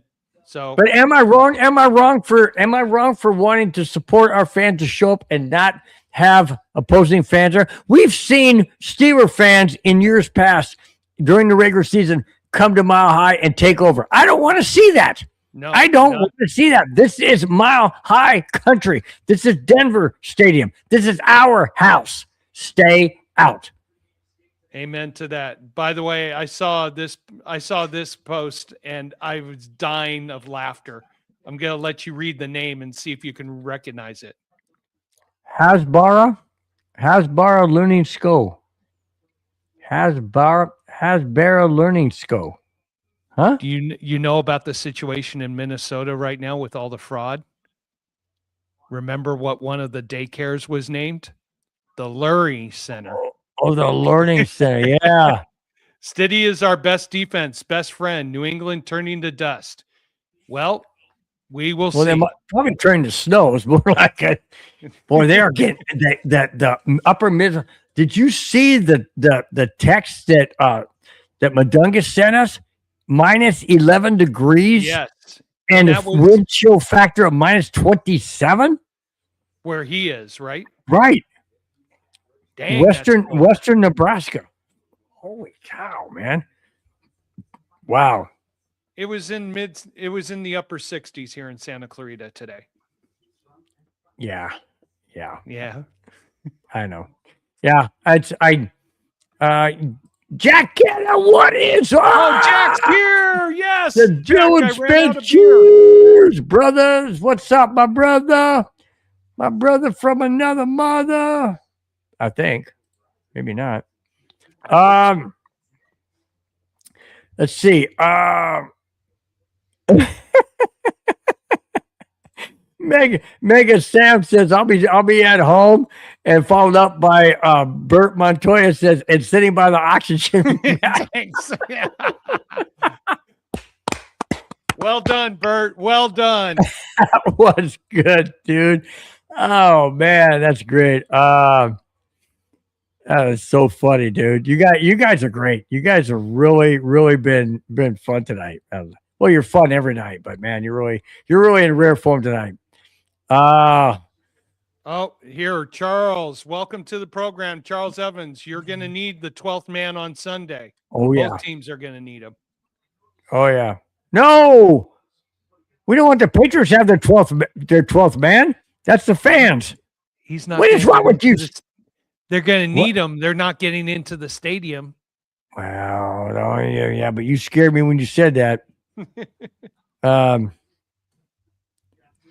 Oh, then he follows up by saying, never heard of team discrimination. This is also a free country. The only reason that there are tickets available for the Pats fans is because the Bronco fans have not bought them.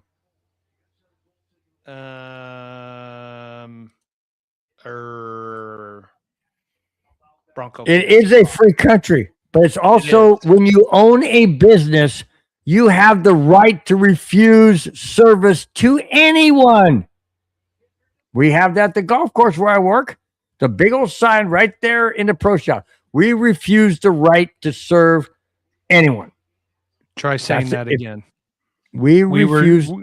We reserve the right to refuse service to anybody. That's what I said, right? No, you mixed up the words. Yeah, whatever. We reserve the right to just say, get the heck out of here. That's what we reserve the right for. Basically what they're saying. But if you own a business, which the Broncos do, they can reserve the right to refuse to have people there. Seriously. What do you think happens in the stands when people are belligerent and people do things they're not supposed to do? What do the ushers / security do? Escort you out. Why? Because you can't be there because you don't deserve to be there. You've ruined your right. Well, if the Broncos don't want certain fans there, guess what? You ain't coming. It's not discrimination. It's a right to refuse because guess what? It's all right. Hey, if somebody comes knocking at my door at our house that I have locked right now, and they knock at the door, go, I want to come in. I want to see what your house looks like. No, you ain't coming in. Is that discrimination? No. It's a right that I have to protect my family and to keep your freaking butt outside my house. And this is Broncos' house. So we reserve the right to keep your freaking butt outside. Period. Okay. End discussion. Strong. God, it's not even Sunday yet, and I'm all wound up, Spence. Eric, I think that's a little strong of you. Patriots are going to do a skull drag of the Broncos 31-13. No, it's not going to be that bad. Hang on, wrong one. Jack Kent says, on Broncos Buzz, we have the right to party. No, you got to say it right. We have the right to party.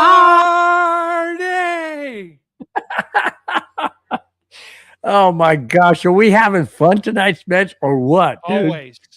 We are having a blast tonight, man. You guys are bringing it, man. You guys are having it. Doesn't matter what. You're getting me excited. You're getting me pumped. You're getting me dadgummit. Philadelphia Flyers are beating Colorado 1-0 Avalanche. Doggone it. Oh, stop talking about the Quebec Nordiques. Okay. I'll be right there. I will. The boss calling you? No, she just said dinner's ready. I'll be over there. Number Jack. 2. Okay. Let's jump into the Broncos Patriots preview. Okay. Broncos Patriots preview. What? 2? It's been interesting to see how Stidham plays. How many years since he started a game? 2. He started a 2 game years. in January of 2024 for the Broncos under Sean Payton. Yep. Okay. So Broncos Patriots, in case you guys didn't see it earlier, we'll do it once again. There it is. Broncos versus Patriots for the right to own that trophy. Right.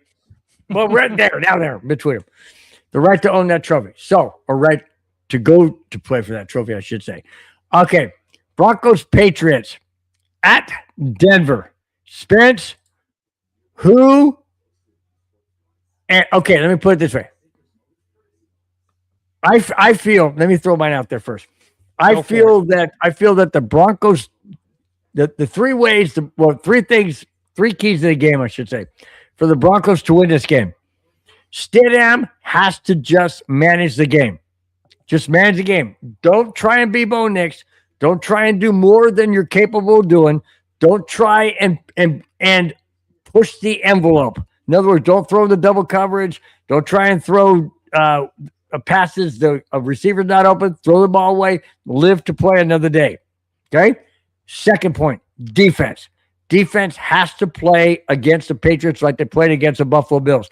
Get turnovers. Force fumbles. Force interceptions. Get sacks. Force pressure. Cause Drake May to be confused. Blanket the receivers. The defense has to do what the defense did against Buffalo and mimic what the defense did in 2015 for the Broncos to get to that Super Bowl and win it with Peyton Manning. Third thing, do not make key mistakes. Key mistakes are critical. No false starts on a 3rd and 1. No pass interference. Don't make key mistakes in key situations. And if I want to throw a 4th one in, when you're down close to getting points, don't try and get the 6 points. Take the field goal. Take what the opposing team gives you, because that missed opportunity of taking the field goal may come back and bite you if you lose by 1, 2, or 3 points. Don't do those 4 keys to the game is what I see the Broncos have to do. Spence, what do you say? No, I think it's going to be a turnover battle right now. If the Broncos win the turnover game, they're going to win the game. And just limit the mistakes. I have the final score. You're going to love this. You ready for this one? Mm-hmm. Broncos 16, New England 15. We win by 1 point. Wow. All right. I'm going to say, and I thought about this long and hard. I said last week we beat Buffalo 23-21 on a late field goal. I figured it would come down to a late field goal to win it in the end, which we did in overtime, 33-30. I don't think it's going to be that high. I think it's going to be a close game. I still do have Denver winning it by a Nick Lux field goal in the end to win it 20-17. Nice. 2017. It's going to be a close game. I don't know. I just have that gut feeling. 2017 Denver. I was almost thinking 21-17. I think that's a little bit much. I went last week's game. I'm going to this week's game. Let's go Broncos. Let's get all the Bronco maniacs to get loud out there Sunday. Absolutely. Hey, if you went last week and we won, do exactly what you did last week. Do it this week. Wear the same clothes. Do the same thing. Eat the same breakfast. Do whatever you did last week. Do it this week because we need that mojo. We need that mantra. We need that energy. So, hey, Tin Man, bring it, man. Bring it. Bring it. Tell all the fans out there, bring the noise. Bring the thunder. Bring the noise. Bring everything you got because we need a Broncos win. We need a Broncos Tin win. Man, big question. Which flavor schnapps are you going to sneak into the stadium to stay warm? Let's hear it. Jack Canna, what is wrong with you? Oh, Jack, you're banned from the show from now on. Oh, no. You know what? Yeah, you know what? Jack's realistic. Yeah, whatever. Paul Costa, 25-17. That's okay. We're going to bring the mojo. You know, Mega is a realist. Mega thinks the Patriots win 24-16. Let me bring this back up again. Jack, I'm just kidding. You're not banned from the show, but how can you say that Patriots going to beat Denver? That's just wrong. That's just wrong, man. Oh, hang on. Got an answer. Used to be peppermint years ago. I've been going to these games since 88. Now just hot chocolate, brother. I hear you. I hear you, Tin Man. Now I hear you. Now it's 2-0 Philadelphia over The Colorado. Nocturnal Gamer. Broncos, you all had a great season. Sadly, it's over before the game starts. Rams winning it all. Well, hey, if I understand your logic, it's going to be Rams Broncos in the Super Bowl. So if we can make it past this game and meet you guys for the Super Bowl, that's going to be a fun game. I appreciate it. Yeah, Oh, wait, I agree. Jack, I absolutely hate the Pats. OC mix shish kebab nuts equals McDaniels. Yeah, I agree. I agree. I mean, great offensive coordinator, just horrible head coach. Horrible head coach. All right, Spence, you want to run down the those in the chat? I know we got about 150 of them you want to read, so continue on, and we'll close it out right after you run down the amazing list of everybody in the chat. Was fantastic. Thank you, guys. Hey, thank you so guys much. all for being a part of this chat tonight. We love having you voice your opinion. We value it, whether you're a Patriots fan, Broncos fan, Bills fan, any fan at all. We love hearing from you guys. So thank you very much for being a part of the program. And like Bill and I always say, we're on a huge couch here. We're all just talking sports. So we appreciate your opinion, right, wrong, indifferent, choosing one team over another. Victory laps, calling a 24-16 victory. Amen to that. So we'll start with Cameron. Cameron, thank you so much for being part of the show. I'll be right back. Love having you there. Isabel. Hi, Isabel. How you doing? Silly Ocha. Hello to you too. Real Leon, thank you for being part of the show. David Yonkin, thank you so much for being part of the show. We appreciate you always usually being the first one in. So we appreciate you being part of the show. Cheech and Chong, thank you so much, my friend. You got a good light, hopefully, going tonight. We appreciate everything. Rob and 1515, my brothers are whining. Well, as long as they're whining for a victory, that's fine. But I'm sorry what happened to your Bills. There's always next season for you. Football Predator 2 loves the Patriots. Good luck this weekend. Just let's hope for a good game. No one gets seriously hurt, and the Broncos end up winning. The Masterod, I know you've hated us all year long. We appreciate you being part of the show. Appreciate you being part of the program. You think the Patriots are going to win? Keep thinking. All right. Bert Montagna likes Jonathan Cooper. Thank you for being a part of the show. We really appreciate you being part of there. Brad, nervous Broncos fan. We're all nervous because we got the big unknown in Jarrett Stidham. He's going to be incredibly awesome, but we've made it this far. We can keep making it. So let's believe. Let's be positive. Nando Magic loves being Magic 87. Thank you for being a part of the program. Loves being a Broncos fan. Michael, you've been ripping. You've been a huge Patriots fan for many weeks. We appreciate you being a part of the program. Good luck this weekend. Let's root for a good game, of course. D-Rod, thank you so much for jumping into the program tonight. Really appreciate you. Rebel Sana, boring AF. We're not boring. We're just energized. But thank you for being a part of the show. Richie Rich, thank you so much for being a part of the program. Really appreciate it. Rudy, sorry, I don't want to interrupt you at the blackjack table. By the way, double down on the pair of fives. Don't split them. Double down on the 10. All right. Mega Sam Miller, Broncos broke the Bills' heart. I'm still waiting for you to pay me for the 29.5 points you gave me last week. When's that coming? Chit Wood almost did that. I like that. Bills fans got big time butt hurt, but the only thing 5 turnovers will get you is a bakery. Well, I like that. It happens. Big E Bronco, he wants to sell another food truck. Well, are you that confident in the Broncos? Appreciate you for being part of the show. Paul Shader, appreciate the margarita time. Used to drink margaritas. Had a girlfriend that I broke up, had a hard broke up.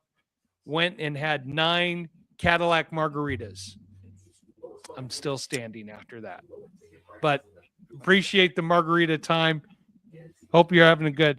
Ava Tommy will cry if the Broncos lose. We'll all cry, but it'll be a happy cry. Anthony, can't wait. None of us can wait. I mean, come on. Isn't it 12 o'clock on Sunday? I cannot wait. My dad is texting me. Dad, I know we can't wait for 1 o'clock Mountain Time for the football game. Madungus was crying after stubbing his big pinky toe. Okay. Thank you for that, being a part of the show, Madungus. Anthony, can't wait. Skylar is a big Patriots fan. Good luck, Patriots, this weekend. Let's just have a good, fun game. Tat Ryder is a Patriots fan, not losing on the road. Well, they haven't faced a competitor with a defense like this. So that's going to be interesting. Just Russ loves gummies. You know what? I love gummy bears too. I especially take my Super Beats. Stay healthy. I think he's talking about marijuana gummies. I'm not touching those. I'm staying with the healthy gummies, like the veggies, the fruit ones, all those healthy gummies. Yeah, Jack, is it 12 o'clock yet? It's getting close. We're almost there. Bill's popping another beer because it's getting close. So appreciate you being part of the show. Just Jose for life. Stiddy is going to be taking a dump. No, he's not. He's going to be dumping touchdown passes on you guys. Dakota Miller is a huge Tebow legend fan. Thank you so much for being part of the show. Shark Clarity compliments the show. We appreciate you being part of the show. Vaccinator, we're his favorite couple. I'm married happily to my wife who's been here on the show. Bill, you're happily married? To my wife, who hasn't been on the show, but I'm married Rich to Nichols, thank you for being a part of the show. He's sad about Knicks. Victory lap, LFG. Absolutely, LFG. I agree with you. Joshua is a Patriots fan. Good luck to you guys. Let's have a good, clean, fun game. Give God all the glory in every way. The game goes. Goss. Go. Okay. Yeah. In other words. Hey, here's to the Father, the Son, and the Holy Spirit. Amen to that. Whichever way the game goes. Hey, I agree. Thank you so much, Charles, for that. Really do Amen appreciate to that. Seriously. Paul Costa, Patriots fan. Thank you for being part of the program. Let's have a good game. Robert Instame, Patriots fan also. Let's root for a good game. Hysteria Learning Center. Love that name. Love that name. I've been following everything that's going on in Minnesota with the fraud. Interesting what's come to California. They just caught someone stealing money. Big fraud. Love it. They finally, it's a guy who was living in Westwood who is stealing millions and potentially billions to give to the homeless, and he was living high on the hog. Stay tuned for that, but I can't wait for more of this fraud to get exposed here in California. Jack Kenna, thank you so much. With me talking, you're probably caught up to my 3 beers already. Hopefully you're going to a 6-pack tonight. Appreciate you being part of the program. Charles Evans, thank you for your comments. Thank you for the appreciation for God and for the Almighty. And he is a Patriots fan. Let's have a good game. Yep. Eric is delusional, thinks the Patriots are going to win 31-13. It's not. You're welcome to your opinion. I don't think it's going to be that big of a spread, but let's just root for a clean game. Don Mars, game 1 in the trenches. Absolutely. This is going to be a big battle between our defensive line and the Patriots offensive line. 10 men for life going to the game with the peppermint schnapps that's right. The hot chocolate. Go have a good time. Stay warm. Come back home. We'll talk more later. And finally, the Nocturnal Gamer, Rams fan. I want to see Broncos Rams in the Super Bowl. Robert Alexander, thank you for chiming in late. Patriots fan here. Good luck. eat shish kebab this weekend. Good game. Well, we're going to have a good game, and the Broncos are going to win. Bill, back to you. All right, guys. Thank you so much each and every week for being in the chat, for your support, for your comments, for your interaction. Oh my gosh, it's just like a big family just sitting around, debating, having a good time, enjoying conversation. And you guys are, I've said it many, many times, I'll continue to say it forever. You guys are the backbone of the show. Without you, all I would do with Spence was pick up the phone and say, hey, what's going on? What's your thoughts? You guys are the reason why we're here. We enjoy what we do, but we enjoy it much better because you guys are here each and every Friday. Guys, have a fantastic evening, the rest of your evening. Enjoy your weekend. Enjoy football championship Sunday, AFC Broncos Patriots, NFC Rams Seahawks. This Sunday, 12 p.m. Pacific time for the AFC, 3:30 p.m. Pacific time for the NFC. Wherever you may be, check your local listings, like they used to say. Anyways, guys, enjoy the championship games. We will be here next Friday, win or lose. Hopefully it's a win. Win or lose, we will be here next Friday. Till then, guys, have a fantastic weekend. Enjoy your time wherever you may be. And let's go Broncos. Go Broncos. What the heck is going on? Fast lane when I pass in the street, bag of money in the passenger seat. Simcoe's been asking for me on the road from the west to the east. Way up, I might never come down, cause the coast's racking up the flame out. So high, I might never come down, so I